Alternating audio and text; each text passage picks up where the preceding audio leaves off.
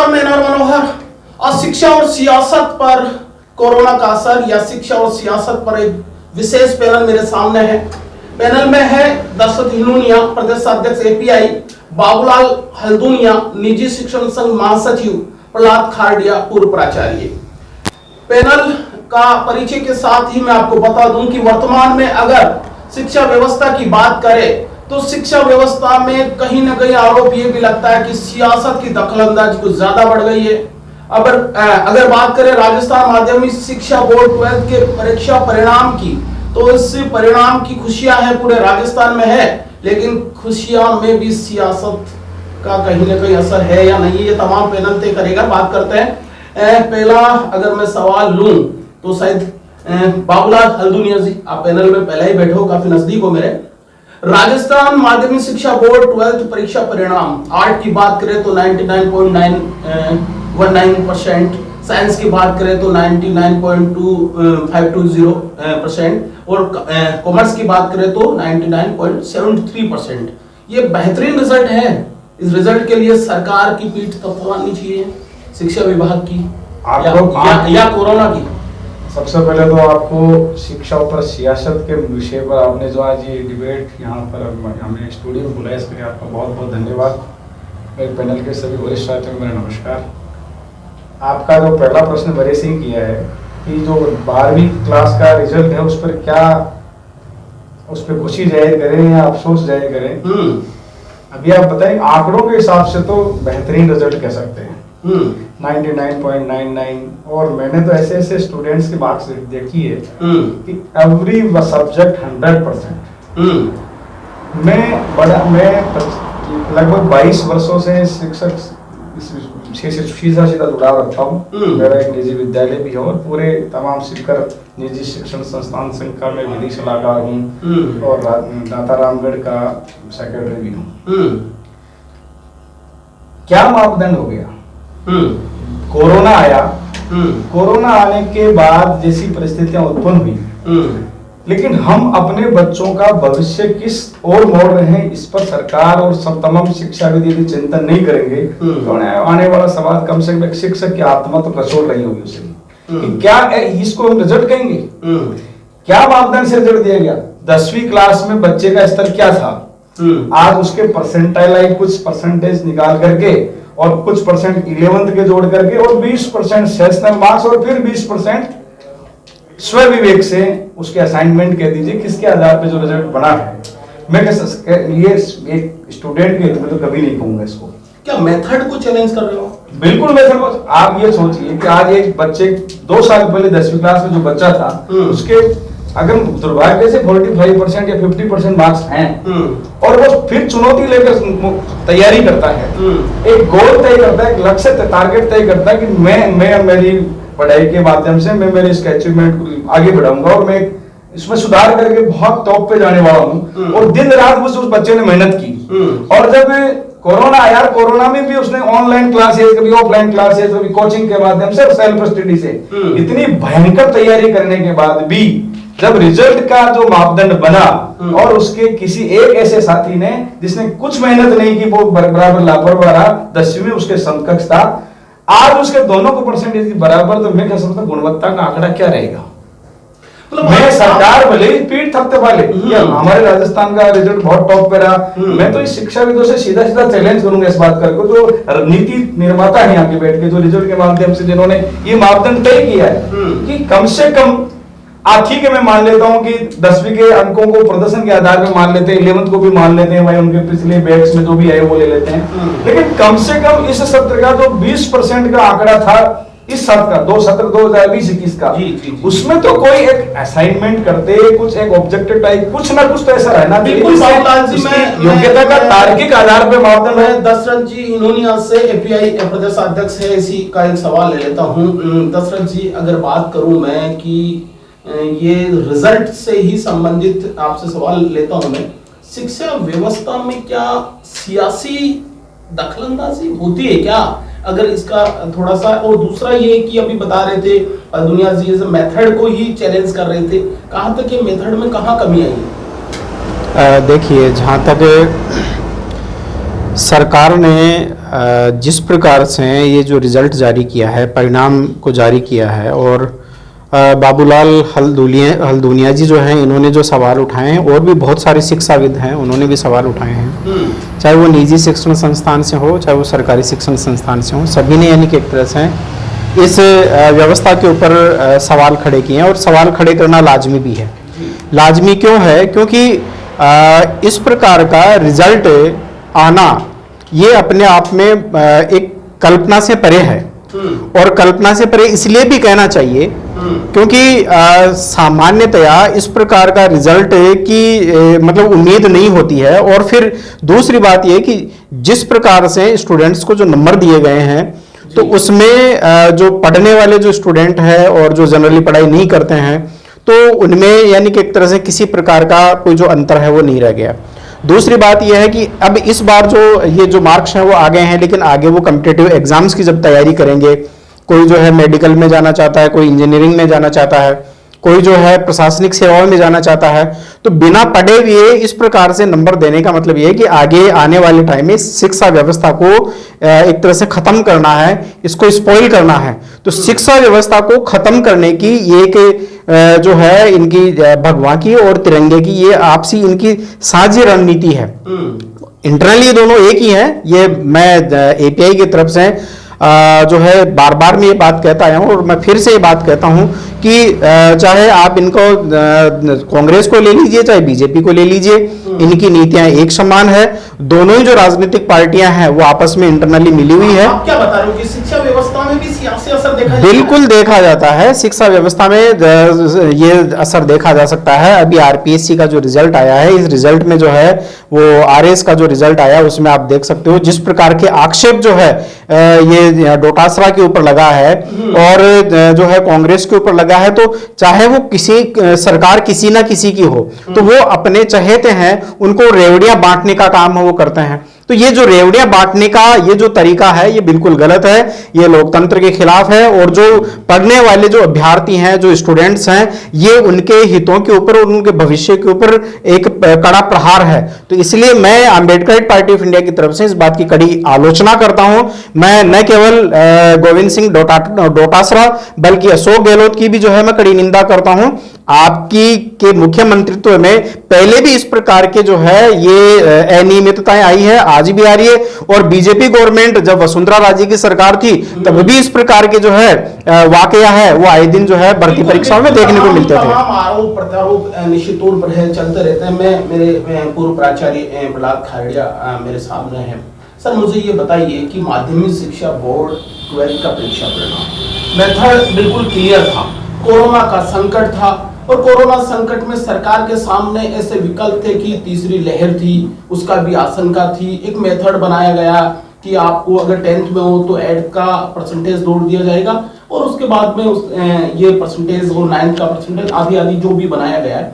मुझे ये बताइए कि इस मेथड में कमी कहाँ रह गई, पहली बात। दूसरी चीज मुझे ये बताइए कि सरकार के पास में कोई और विकल्प भी था जो इससे और ज्यादा रास्ता अपना सकती थी, या सरकार ने जो अपनाया है वो बेटर अपनाया है क्योंकि परिस्थितियां यही कह रही थी? देखिए, सरकार यदि चाहती तो सरकार के पास में ऑप्शन और भी था, लेकिन मतलब एग्जाम नहीं करवाना तो सरकार की मजबूरी थी कि भाई कोरोना है, एक साथ बैठ नहीं सकते, व्यवस्था नहीं हो सकती सेंटर्स पर, दूर दूर बैठाएंगे तो इन्विजिलेटर पर्यवेक्षक नहीं मिलेंगे, तो वो तो एक उनकी मजबूरी थी। उसका सॉल्यूशन ये होना चाहिए था कि कोई ऑब्जेक्टिव टाइप टेस्ट, चाहे वो शॉर्ट का ही रखे, 5 मिनट का ही रखे, जिससे जो प्रतिभावान विद्यार्थी है उसको ये लगे कि मैंने जो मेहनत करी थी उसको परखने का समय आ गया।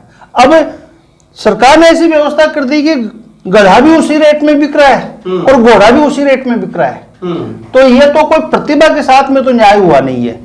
ये केवल एक तरह से स्टूडेंट्स को खुश करने का तरीका है। भाई आज मार्कशीट देखते ही खुश हो रहे हैं विद्यार्थी कि देखो मेरे इतने परसेंटेज है, इतनी परसेंटेज है। इस परसेंटेज का पता चलेगा जब वो नेक्स्ट क्लास में कंपटीशन टेस्ट को फेस करेंगे। नहीं, मुझे एक बात और समझाइए, इसमें आप ही से जाना, गवर्नमेंट स्कूल आप नजदीक से देखे हो, उसका मैनेजमेंट हेड के तौर पर आपने काम भी किया है। सरकार के सामने अगर कोई टीचर जो था उनका मैनेजमेंट करने के लिए ये शिक्षक के तौर पर बाड़मेर जाना, जैसलमेर जाना, कोरोना का बीच का समय था, उस समय किस तरह से बच्चों को कैसे ऑनलाइन हो तो वो चीट होने की संभावना थी, ऑफलाइन हो क्लासरूम में जाने तक का ये जो पूरा संसाधन की भी तो एक प्रॉब्लम थी। देखिए, इस पॉइंट पे मैं डॉक्टर साहब के पॉइंट का बिल्कुल 100% समर्थन करता हूं। इन्होंने कहा कि ये एक सोची समझी साजिश है एक्स्ट्रा पार्टियों की। मतलब गवर्नमेंट चाहे बीजेपी की आवे चाहे कांग्रेस की आवे, सरकार ये चाहेगी नहीं कि गवर्नमेंट स्कूलों में पढ़ाई हो। पहली बात, स्टाफ की व्यवस्था नहीं है। जो टूटा फूटा थोड़ा बहुत स्टाफ है उनको कभी तो दूध के हिसाब में लगा रहे हैं, कभी एमडीएम के हिसाब में लगा रहे हैं, कभी स्माइल वाली योजना निकाल रहे हैं, कभी शाला दर्पण निकाल रहे हैं। स्टाफ के आदमी तो 4-5 ही हैं। मतलब अधिकारी भी जब जाते हैं तो वो ये देखते ही नहीं कि बच्चों की क्लास में अचीवमेंट क्या है, वो ये देखते हैं कि आपका स्माइल का काम पूरा है, शाला दर्पण का काम पूरा हुआ कि नहीं हुआ, ये सूचना अपडेट हुई कि नहीं हुई। तो इन्हीं सूचनाओं में लगाए रखना है और पढ़ाई नाम की कोई चीज नहीं है। इसके पीछे मेरे हिसाब से, ये मेरी व्यक्तिगत राय है, हो सकता है मैं गलत भी हूं, दोनों गवर्नमेंट ये नहीं चाहती, क्योंकि गवर्नमेंट स्कूलों में दलित वर्ग के विद्यार्थी ज्यादा हैं और ये दोनों ही पार्टियां ये नहीं चाहती कि दलित वर्ग पढ़ करके आगे आवे, और इसलिए शिक्षा का सत्यानाश करने की पूरी तैयारी हो रही है। ये गवर्नमेंट स्कूल पर आपका या शिक्षा व्यवस्था की जो वर्तमान शिक्षा व्यवस्था पर आपका एक गंभीर आरोप कह सकते हैं जी, आपका एक व्यक्तिगत जिंदगी का अनुभव आपने जो बताया है, ये क्या लगता है कि बच्चे जो पहले के तुलनात्मक में देख रहा हूं उनकी ज्यादा बेटर रिजल्ट, अगर सक्सेस बात करें, अपन नौकरियों की बात करें, हाई एजुकेशन की बात करें, तो पहले के मुकाबले तो ज्यादा मैं कह रहा हूँ रिजल्ट आया है। डॉक्टर, इंजीनियर बात करें तो प्रशासनिक सेवा की, ये लोग तो ज्यादा बन रहे हैं, फिर शिक्षा व्यवस्था तो बेटर संकेत दे रही है। नहीं, ये तो करप्शन की बात आ रही है। जो ज्यादा अचीवमेंट दिख रहा है वो एक्चुअल में अचीवमेंट है नहीं, वो केवल हाथी का दांत है जो केवल दिखाने का है, खाने का बिल्कुल भी नहीं है।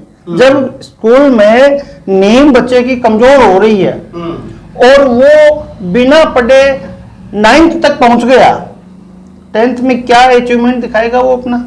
और फिर उसको ये पता लग गया कि कोरोना काल चल रहा है और इस कोरोना काल में कोई एग्जाम होने वाली नहीं है, तो वो क्यों पढ़ेगा? अब जिसने अपना कैरियर फिक्स कर रखा है कि मुझे तो डॉक्टर बनना ही है, तो वो अपना रात दिन एक करके स्टडी कर रहा है। जब रिजल्ट आता है, आप कहना ये चाह रहे हो, जब रिजल्ट आता है दोनों बराबर है। गवर्नमेंट का इसमें रोल कम नजर है, व्यवस्था का रोल है, व्यवस्था बिगाड़ रखी है गवर्नमेंट ने। मैं इस बारे में मैं ये भी कहना चाहता हूं कि व्यवस्था किसके द्वारा बनाई जाती है? सरकार के द्वारा बनाई जाती है, गवर्नमेंट के द्वारा बनाई जाती है। तो व्यवस्था में किसको दोष दोगे? सरकार का ही, यानी कि एक तरह से पूरा दारोमदार है, नेतृत्व क्षमता है वो सरकार की है, तो व्यवस्था को दुरुस्त करने का काम है वो भी सरकार का है। यदि उसको लगता है सरकार को कि कहीं ना कहीं व्यवस्था में कोई खामी है, तो फिर आप सरकार में क्यों बैठे हो? आपको व्यवस्था को सुधारना चाहिए ना। फिर आप सरकार में मतलब बैठे भी हो, आप व्यवस्था को भी सुधारना नहीं चाहते, तो फिर बाद में आपका कोई औचित्य ही नहीं रहता। आपको सीट खाली करनी चाहिए और ऐसी राजनीतिक पार्टियों को आने देना चाहिए जो राजनीतिक पार्टियां हैं इस व्यवस्था को सुधारने की क्षमता रखती है। और इस दृष्टि से आम्बेडकराइट पार्टी ऑफ इंडिया है, वो अपने आप में एक ऐसी राजनीतिक पार्टी है जो व्यवस्था पर आधारित राजनीतिक पार्टी है, सत्य, विज्ञान और मानवता पर आधारित राजनीतिक पार्टी है, जो इसमें परिवर्तन ला सकती है। बिल्कुल इनोनिया जी, मैं आपकी बात को अभी दोबारा क्वेश्चन में रखूं, मैं बाबूलाल जी के पास चलता हूं। बाबूलाल जी, अभी मैं प्राचार्य जो अपना अनुभव बता रहे थे, मैं तो शौक हूं कि एक उनका ऐसा विचार हो सकता है कि शिक्षा व्यवस्था को खत्म करने की प्लानिंग हो। मैं एक आप निजी शिक्षण संस्था के यहाँ के जो शिक्षण पदाधिकारी भी हो, आपका खुद का एक अपना भी संस्थान है, मुझे एक बात समझाइए कि अगर मैं सियासी बात करूं कुछ ऐसे प्लेटफॉर्म है, कुछ ऐसी व्यवस्था है जहां पर सियासत का सीधा दखलंदाजी नहीं होता है। मैं शायद शिक्षा व्यवस्था भी मैं उसी में से मानता हूँ। मुझे एक बात स्पष्ट कीजिए, आप क्या शिक्षा नीति बनने में पार्टियां का हित छुपा रहता है? मैं नहीं समझता कि शिक्षा नीति बनाने में कोई पार्टी का अपना कोई निजी हित होता होगा।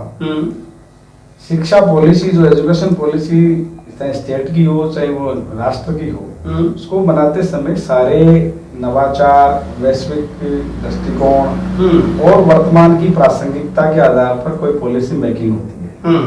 ठीक है, वो पॉलिसी तक हम उनका समर्थन करते हैं, सरकारों का भी समर्थन करेंगे कि किसी की भी सरकार हो। 1996 में पहले एक पॉलिसी बनी थी, उसके बाद में भी 2020 में पॉलिसी राष्ट्रीय शिक्षा नीति, उसके जो देश के बहुत बड़े शिक्षाविद बैठ करके सारे लोग तय करते हैं, तो हम उसको सीधा सीधा चैलेंज तो नहीं करेंगे। लेकिन ये बात हम जो राजस्थान की शिक्षा जगत में राजनीतिक सियासत और शिक्षा जगत में हो रहे नवाचार, नित्य जो प्रैक्टिकल प्रयोगशाला बना कर रखी स्कूलों को, मैं उस पर चिंतन अवश्य करूंगा।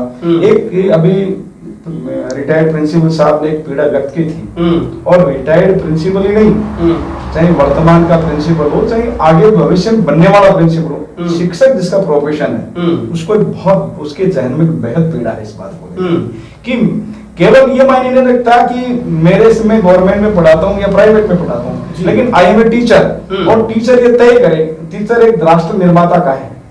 हम समाज का सारा समाज एक शिक्षक की ओर देखता है कि ये समाज को क्या दिशा देगा, और आज उसको पीड़ा होना जायज है। अभी शरण ठीक कहा था कि घोड़े और गधे एक ही भाव में बिकेंगे, एक ही रेस में दोनों को विनर किया जाएगा, तो फिर क्या कंपटीशन क्या है, कौन आगे है? फिर स्कूलें और परीक्षा परिणाम शब्द लिखना इसके लिए मुनासिब नहीं समझूंगा। अभी जो रिजल्ट है उसको मैं परिणाम नहीं कहूंगा, उसको तो आप कह दीजिए वो एडवांटेज कह दीजिए, लाभ दीजिए, 12वीं का लाभ, 13वीं का लाभ, 10वीं का लाभ बोल दीजिए। मैं इसको परिणाम अगर होता है तो वो तथ्यों पे आधारित और तार्किकता पे आधारित होता है। बिल्कुल, ये चैलेंज तो शायद बार बार उठ रहा है, और परिणाम की जहां तक बात होती है, आप तीनों ने सवाल खड़ा कर दिया। एक और सवाल मैं दशरथ जी आपसे लेता हूं। सरकारें बदलती है, गवर्नमेंट स्कूल की यूनिफॉर्म का रंग भी बदल जाता है। ये रंग बदलना क्या वही तो इशारा नहीं है कि इसमें भी सियासत या पार्टियां अपना गेम खेल रही हैं, या ये एक प्रक्रिया के तहत होता है, बाकायदा विशेषज्ञ पैनल एक राय तय करता है, या फिर इसमें ध्यान रखा जाता है कि नहीं इसमें एक समानता झलकती है? ये तमाम जो बातें हैं। देखिए, आपने जो प्रश्न किया है बड़ा गहरा है सर। मैं इस बारे में मनोहर जी आपसे बताना चाहूँगा कि हमें पहले यहाँ की जो सामाजिक व्यवस्था है उसको समझना पड़ेगा। यदि हम यहाँ की सामाजिक व्यवस्था को देखते हैं तो इसमें सामान्यतया 4 प्रकार के वर्ग की जो परिकल्पना है वो मनुस्मृति के विधान के अनुसार की गई है। ब्राह्मण, क्षत्रिय, वैश्य और शूद्र। ऊपर के जो 3 वर्ण हैं इनको सभी प्रकार के राइट हुआ करते थे, उनको शिक्षा, संपत्ति और शासन का अधिकार उनको हुआ करता था। लेकिन एक चौथा वर्ग हुआ करता था, शूद्र वर्ग। तो इन 3 वर्णों को छोड़कर जो चौथा वर्ण होता था, जो वर्ग होता था, उसको किसी प्रकार के कोई अधिकार और राइट है वो नहीं होते थे। तो लेकिन जब से जो है नया संविधान लागू हुआ है, बाबा साहब डॉक्टर BR अम्बेडकर ने जो एक मानवतावादी जो संविधान लागू किया है और विश्व का सर्वश्रेष्ठ संविधान दिया है, इस संविधान के परिणाम स्वरूप मैं आपको उसी में आ रहा हूं, मैं उसी के प्रश्न पर आ रहा हूं, मैं उसी के ऊपर आना चाह रहा हूं। तो जो ये इस प्रकार का मानवतावादी जो संविधान दिया है, इस संविधान के परिणाम स्वरूप सभी वर्गों को सभी प्रकार के बराबर के हक और अधिकार मिलने लग गए। लेकिन जब से यानी कि एक तरह से ये बीजेपी RSS की जो यानी कि विषमतावादी जो सरकार या जो है जो यानी कि एक तरह जो ये संगठन जो बने हुए हैं, ये उसी व्यवस्था को पुनः लागू करना चाहते हैं जिस व्यवस्था के तहत जो यहाँ के कलर से व्यवस्था कैसे लागू? बिल्कुल, ये इसका ये उसकी मानसिकता, ये उनकी मानसिकता को जो है वो दर्शाता है। वो ये चाहते हैं कि यानी कि एक पहले भी इस प्रकार का एक कलर का एक सिस्टम हुआ करता था कि भाई फला फला वर्ग को ये फला फला यानी कि एक तरह से ड्रेस कोड होता था, उनको वो पहनना है, बाकी को वो नहीं पहनना है। तो इसी प्रकार की यानी कि एक तरह से पॉलिसी के तहत RSS जो है अपनी जो विचारधारा है उसको लागू करना चाहती है। उसमें उसका ड्रेस कोड भी है, जैसे चड्डी पहनना जो है उनका आरएसएस का ड्रेस कोड है, काली टोपी पहनना उनका आरएसएस का ड्रेस कोड है, सफेद टोपी लगाना है वो कांग्रेस का यानी कि एक तरह से कोड है। मेरे दो सवाल आपसे, सीधा सवाल, आप सीधा जवाब दीजिए। मैं कह रहा हूं कि सरकारें बदलती है और यूनिफॉर्म का कलर बदल, बिल्कुल, तो उनकी विचारधारा के हिसाब से इसमें आरएसएस, इसमें कांग्रेस, इसमें सेवा दल, इनका रोल क्या है वो थोड़ा सा स्पष्ट करो। इनका रोल आप जब इतिहास उठाकर देखेंगे तो आप इसमें रोल इसमें स्पष्ट दिखता है ना कि जब आरएसएस की विचारधारा जो है वो भगवा कलर को प्रमोट करते हैं तो वो भगवा कलर का ही यानी कि एक तरह से जो यूनिफॉर्म लागू करना चाहते हैं कि जो ड्रेस बनी है उसमें वो चाहती है कि भगवा हो, ये चीजें बिल्कुल बिल्कुल। चलो ये चीजें मैं बाबूलाल जी मुझे ये बताइए, निजी शिक्षण संस्थानों की बात आए तो आप लोगों का विरोध भी मैंने खूब देखा है। मुझे वो कक्षा 1 से लेकर कक्षा 8वीं तक के बिना टीसी का स्थायी एडमिशन की बात है, वो सरकार ने बनाई है। अभी मेरे सामने प्राचार्य बैठे हैं, उनसे भी मैं इनके बार कमेंट चाहूंगा, लेकिन पहले कमेंट आपका ले लेता हूँ। मुझे बताइए कि ये आप लोग नाराज क्यों हो इस व्यवस्था से? ये तो जहां तक तो अभिभावक तो बहुत खुश है कि भाई हम बहुत तकलीफ में हैं, हम अभी फीस नहीं दे पाएंगे, अगर थोड़ा बहुत राहत मिल गया तो, लेकिन आप लोग बहुत नाराज हो। हम तो अभिभावक तो इस रिजल्ट से भी बहुत खुश है। ठीक है, और हमें तो खुश होना चाहिए कि हमें बिना पढ़ाए हमारे बच्चे पोजीशन ला रहे हैं, लेकिन एक शिक्षक होने के नाते पीड़ा तो व्यक्त करेंगे। ये हमारे लिए संतोषजनक नहीं है, समाज और देश के लिए कतई संतोषजनक नहीं है। दूसरी बात, आपने सीधा प्रश्न किया था कि अभी जो डोटास रैली है, जिसको शिक्षा मंत्री शब्द लगाना भी मैं समझता हूँ शिक्षा जगत का एक बड़ा अपमान है। ऐसा एक नवा एक प्रयोग कर रहे हैं विद्यालयों में कि 1 से 8 तक की कोई टीसी नहीं ली देंगे। मैं आप यहाँ रिटायर्ड प्रिंसिपल साहब बैठे हैं, उन्होंने बहुत सारे हजारों स्टूडेंटों को निकाला होगा कि सर टीसी के बिना आप बच्चे का मापदंड क्या तय करेंगे। अभिभावक ये कह देगा मेरा बच्चा तीसरी क्लास में हमारे लोग किसी एक्स स्कूल में पढ़ता था और वाई में अगर वो कहता है मैं तो 7th में था, आपको उसको एडमिशन 7th में जाना पड़ेगा, आप क्या मापदंड तय करेंगे उसका? टीसी होगी तो हम ये तय करेंगे कि इसने कौन सी स्कूल से किस सत्र में यहाँ पढ़ाई की है और इसके रिजल्ट्स क्या रहा है। इसमें मैं देख रहा हूँ कि निजी शिक्षण संस्थान की नाराजगी ज्यादा है, गवर्नमेंट वाले नहीं कर रहे हैं। गवर्नमेंट तो बिल्कुल निजी शिक्षण संस्थान की नाराजगी तो लाजिमी है सर। गवर्नमेंट वालों के तो कहीं कोई इसका सीधा असर हो नहीं रहा है। मान लीजिए मेरे स्कूल में कोई बच्चे पढ़ते थे, वो हमारे पास थे, अब वो कोई गवर्नमेंट में बिना टीसी आज 8वीं क्लास में एडमिशन ले रहा है, मेरे कोई कुछ बकाया है, कोई ड्यूज है, वो कौन देगा? अगर नहीं मेरे पास टीसी लेके जाओ ना, दिक्कत क्या, मैं टीसी दूंगा 1 मिनट में, लेकिन मेरा भुगतान तो करो। आप ये व्यवस्था बनवाना चाहते हो क्या?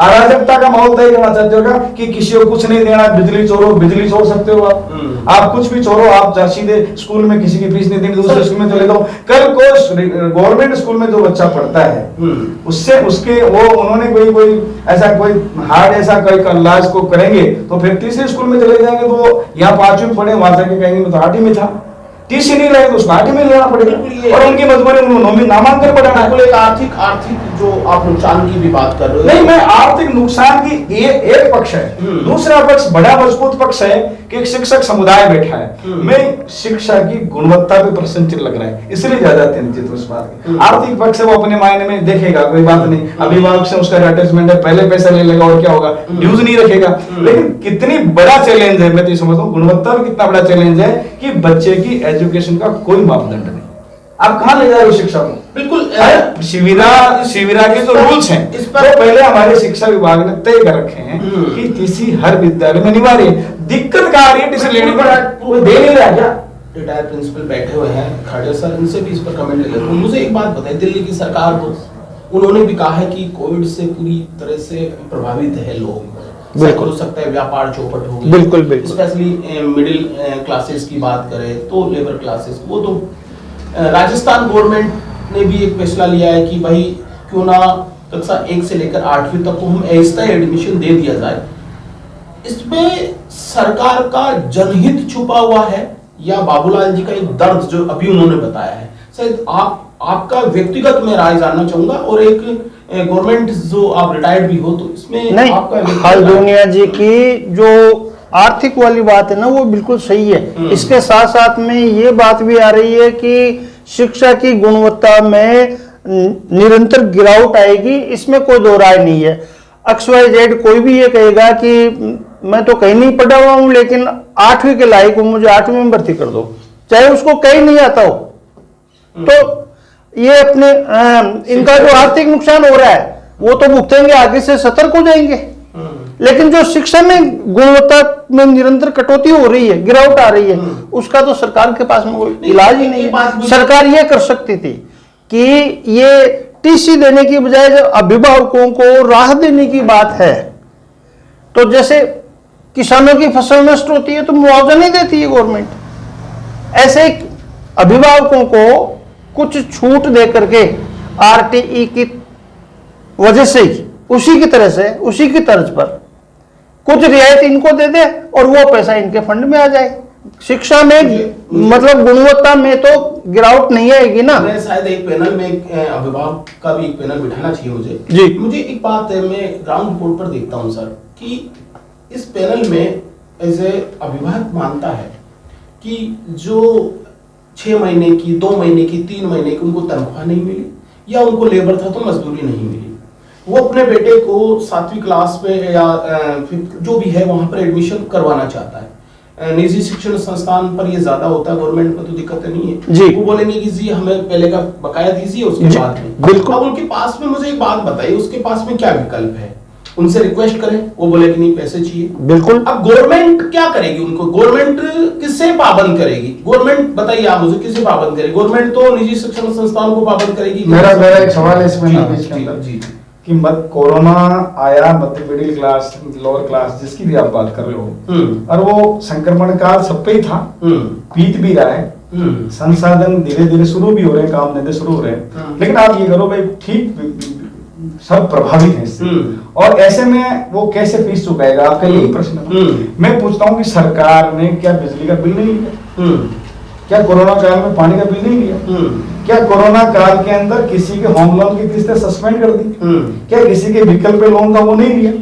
क्या सरकार, अभी मैं देख रहा था एक बहुत बड़ी विडंबना देखी है, निजी स्कूलों को दूसरा सत्र जा रहा है, बंद हुई हुई, 1 रुपए की इनकम कहीं से नहीं आ रही, और अभी सरकार का एक बहुत बड़ा आज के कल का आदेश है, मेरे डीओ फर्स्ट का यहाँ से सीकर से आदेश है कि 13 वर्षों पूर्व तक जिन निजी स्कूलों का कोई क्रीड़ा शुल्क होता है वो बगैर वो तुरंत जमा करो। जिन जो स्कूलें 2 साल से खुली नहीं, आप सारे तो वर्गों को तो दे रहे हो, राहत प्रदान कर रहे हो, और हमसे करो कि सरकार का कोई छोटा मोटा बकाया वो जमा कराइए। तो सरकार मान्यता रहने वाली है। सरकार जिस तरह से आपकी बात बिल्कुल ये कहना चाह रहे हो कि भाई आपने जब अभिभावक की पीड़ा को समझ लिया तो निजी शिक्षण संस्थान जो संचालित हो रही है उन पीड़ा को या तो आपको पैकेज देना चाहिए या फिर उनकी कोई स्टेट गवर्नमेंट ने श्रमिक मजदूरों को जो रजिस्टर्ड थे उनको कुछ न कुछ दिया है, ऐसे सारे वर्गों को कुछ न कुछ, कर्मचारियों को, स्टेट कर्मचारियों को कुछ न कुछ दिया है कोरोना। जी जी जी। तो फिर ये वर्ग जो इतना बड़ा वर्ग है जो 1 रुपया बिना सरकार की सहायता लिए हुए शिक्षा जगत का